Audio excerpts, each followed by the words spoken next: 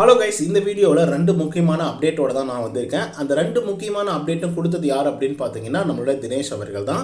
Big Boss season 7க்கு அப்புறம் ஒரு interview கொடுத்துருக்காரு தினேஷ் அவர்கள். இதில் ஏகப்பட்ட கேள்விகள் வந்து எழுப்பியிருக்காங்க. அதில் முக்கியமாக கேட்கப்பட்ட கேள்வி என்ன அப்படின்னு பார்த்தீங்கன்னா பிரதீப் ஆண்டனியோட ரெட் கார்டு மேட்டர். அதுக்கு இவர் சொன்ன பதில் என்ன இருந்தது அப்படின்னு பார்த்தீங்கன்னா ரொம்ப சிம்பிளாகவும் ரொம்ப க்யூட்டாகவும் சூப்பராகவும் சொல்லி முடிச்சாப்புல. அது என்ன சொன்னார் அப்படின்னா பிரதீப் ஆண்டனிக்கு சப்போர்ட் பண்ணுற மாதிரி தான் சொன்னார். பிரதீப் ஆண்டனி அப்படிங்கிற ஒரு ஆள் வந்து பயங்கரமான ஒரு கிளவர் மைண்ட் இருக்கக்கூடிய ஒரு ஆள். அதே மாதிரி அந்த கேமில் அவனை அடிச்சுக்கிறதுக்கு ஆளே கிடையாது.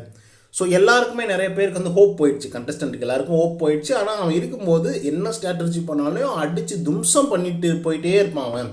அந்த மாதிரி ஒரு ஆள் தான் வந்து பார்த்திங்கன்னா பிரதீப் ஆண்டனி. நான் உள்ளே போகும்போதே எனக்கு அந்த ஒரு பயம் வந்து இருந்தது.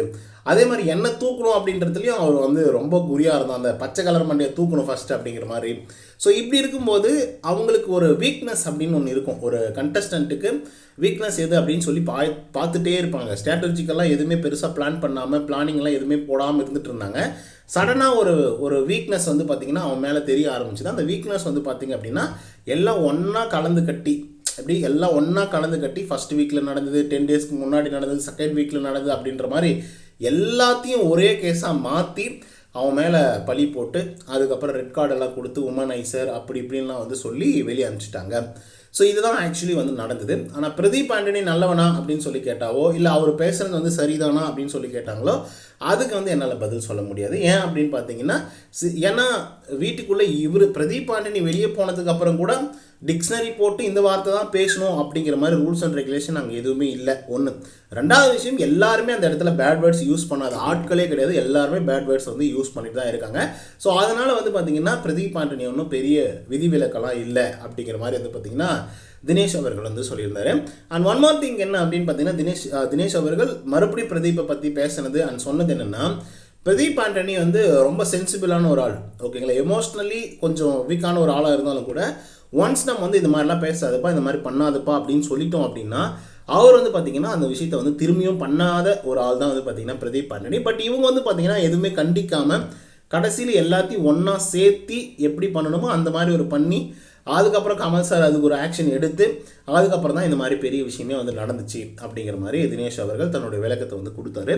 இது முதல் அப்டேட். இது எல்லாருக்குமே தெரிஞ்ச ஒரு உண்மை தான். பிரதீப் ஆண்டனிக்கு கொடுக்கப்பட்டது ஒரு அப்பண்டமான ஒரு ரெட் கார்டு அப்படிங்கிறதுல மாற்று கருத்தே இல்லை. அது வந்து பார்த்திங்க அப்படின்னா இன்றைக்கி தினேஷ் அவர்களும் போட்டு உடைச்சிருக்காரு. அதுக்கு அடுத்த விஷயம் என்ன அப்படின்னு பார்த்தீங்கன்னா எப்படி சார் உங்களுடைய லைஃப் வந்து ஒன்றா சேருமா, டைவர்ஸ் ஆனதெல்லாம் ஓகே ஆகுமா, ரச்சிதா அவர்கள் என்ன சொன்னாங்க அப்படின்னு சொல்லி கேட்கும்போது அதுக்கு தினேஷோட பதில் என்னவா இருந்துச்சு அப்படின்னா எனக்கு தெரிஞ்சு இது முடிஞ்சிடுச்சு அப்படி தான் நினைக்கிறேன். ஏன்னா ஒரு பெரிய மூமெண்ட்டுக்காக தான் நான் வெயிட் பண்ணிட்டு இருந்தேன். அவங்களும் நிறைய வந்து பிக் பாஸ் அதெல்லாம் வந்து பார்ப்பாங்க. ஸோ அவங்க வந்து பார்த்துட்டு அவங்களுக்கு பிடிச்ச செலிப்ரிட்டிஸ் எல்லாம் வீட்டுக்கே கூப்பிட்டு சமைச்சு போட்டு சாப்பாடெல்லாம் வந்து கொடுத்துட்ருப்பாங்க. ஸோ இதுக்கிடையில் வந்து பார்த்திங்க அப்படின்னா நம்மளும் வந்து போனோம் அப்படின்னாக்கா நல்லாயிருக்கும். ஏன்னா லாஸ்ட் சீசனில் அவங்களும் போயிருந்தாங்க, 90 டேஸ் வந்து உள்ளே இருந்தாங்க. ஸோ அதன் காரணமாக நம்ம போயிட்டு ஒரு பெரிய மூமெண்ட்டோட அவங்கள வந்து அப்ரோச் பண்ணும்போது அது சரியாக இருக்கும் அப்படின்னு சொல்லி நான் நினச்சேன். ஆனால் அது வந்து பார்த்திங்கன்னா சரியாக அமையலை. ஏன் இது அப்படி திரும்பி நம்ம அவங்கள போயிட்டு புஷ் பண்ணிகிட்டே இருக்க முடியாது இல்லை, அப்படி இருந்தாலும் அது வந்து தப்பாக மாறிடும் அப்படிங்கிற மாதிரி தினேஷ் அவர்கள் ரொம்ப ஃபீல் பண்ணி தான் வந்து பேசியிருந்தார். ஸோ அதனால் இதில் வந்து பார்த்திங்கன்னா ஒரு கிளாரிட்டி வந்து கிடச்சிருச்சு. ரச்சிதா அவர்கள் வந்து பார்த்திங்க அப்படின்னா தினேஷ் கூட வந்து சேர்ற மாதிரி ஐடியாவில் வந்து இல்லை. ஆனாலும் ஒரு முக்கியமான ஒரு விஷயத்தை வந்து சொன்னாப்புல என்னென்னா அது எல்லாருமே கற்றுக்கணும் லைஃப்பில். நமக்கு தேவையான உறவுகளுக்காக நம்ம எத்தனை தடவைனாலையும் அட்டெம்ப்ட் எடுத்து அவங்கள வந்து எதனா புரிய வைக்கிறது இந்த மாதிரி பல விஷயங்களை வந்து பண்ணலாம். ஆனால் ஒரு லெவல் வரையும் தான் எல்லாமே, அந்த லெவலை தாண்டி எல்லாமே போயிடுச்சு. ஸோ அதனால் இதுக்கப்புறம் நான் டிஸ்டர்ப் பண்ண மாட்டேன் அப்படிங்கிற மாதிரி தினேஷ் அவர்கள் ரொம்ப வருத்தப்பட்டு சொல்லிட்டு இருந்தார். நாங்கள் என்ன சொல்ல வரோம் அப்படின்னு பார்த்தீங்கன்னா தயவுசெய்து தினேஷ் அவர்களே வேற ஒரு பொண்ணை பார்த்து நல்ல பொண்ணாக பார்த்து கல்யாணம் பண்ணிக்கோங்க. அதனால் உங்களுக்கு ஒரு நல்ல வாழ்க்கை அமையும் அப்படிங்கிற ஒரு நம்பிக்கையோட இந்த வீடியோ நான் வைண்ட் அப் பண்ணிக்கிறேன். இந்த வீடியோ பிடிச்சிருந்தா லைக் அண்ட் சப்ஸ்கிரைப் பண்ண மறந்துடாதீங்க. இன்னும் தவிர செய்கிறேன். Bye from Uday. நன்றி, வணக்கம்.